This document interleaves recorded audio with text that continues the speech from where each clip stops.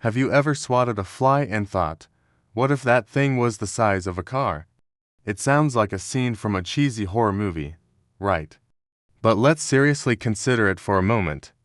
What if our world wasn't run by mammals, but by colossal insects? What would that planet even look like? Let's start with the basics. Why aren't insects giant in the first place? It's all about breathing. Insects don't have lungs like we do. They breathe through tiny tubes called trachea that deliver oxygen directly to their cells. This system is super efficient for small bodies, but it has a major limitation. The bigger an insect gets, the harder it is for oxygen to reach the innermost tissues. So, for giant insects to exist, we'd need a world with a much higher oxygen concentration in the atmosphere. Let's imagine our planet's air is about 35% oxygen, similar to the Carboniferous period, a time when dragonflies with 2.5-foot wingspans actually existed.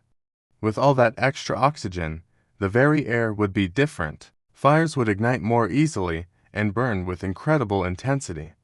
The sky might even have a slightly different hue. In this high-oxygen world, the soundscape would be the first thing you'd notice. Forget the gentle chirping of crickets. Imagine the buzzing of a housefly amplified to the roar of a jet engine. The clicking and rustling of a beetle moving through the undergrowth would sound like a landslide. Silence would be a rare and precious commodity. The landscape itself would be unrecognizable. Our cities, our monuments, our entire infrastructure, it would all be gone, reclaimed by nature and reshaped by its new rulers. Towering, city-sized termite mounds, constructed from soil and saliva, would pierce the skyline, their intricate tunnels housing millions of inhabitants. Giant ants would march in disciplined columns, their combined weight carving new highways through the earth. Imagine leafcutter ants, each the size of a cow, carrying massive tree fragments back to their subterranean farms. Forests would be terrifying places. Spiders, big enough to string webs between skyscrapers, would create sticky traps capable of catching not just birds, but perhaps even large animals. A praying mantis, standing as tall as a giraffe, would be the apex predator of the grasslands, its lightning-fast strikes impossible to dodge. You wouldn't want to go for a swim either. Water striders the size of small boats would skate across lakes, while diving beetles as big as submarines hunt in the depths. So, where would humans fit into this new world order? Well, let's be honest, our reign at the top of the food chain would be over. We'd be relegated to a prey species, constantly on the run. Our intelligence would be our only real advantage. We'd have to live underground, in fortified caves or burrows, much like early mammals did during the age of dinosaurs. Our society would be completely reshaped by the need for survival. We'd become master scavengers and hirers.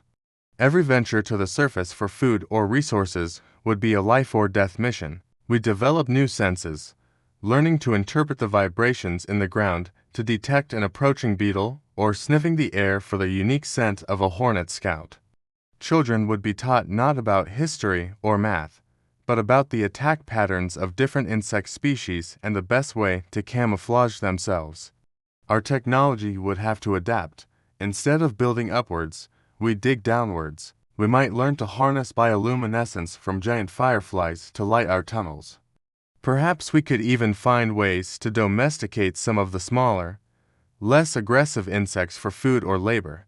Could we farm giant aphids for their sweet honeydew, or use the tough exoskeletons of shed skins as building materials or armor? It's a struggle, but it's a possible path to survival. But it's not all doom and gloom. This world would be incredibly vibrant. The skies would be filled with iridescent beetles with wingspans of jumbo jets, their shells shimmering in a kaleidoscope of colors.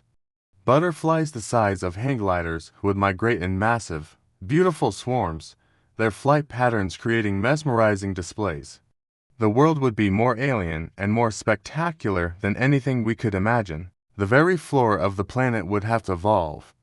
Plants would need to develop incredible defenses to survive being eaten by gargantuan herbivores. Think thorns the size of spears, bark as tough as steel, and chemical toxins potent enough to deter a bus-sized caterpillar.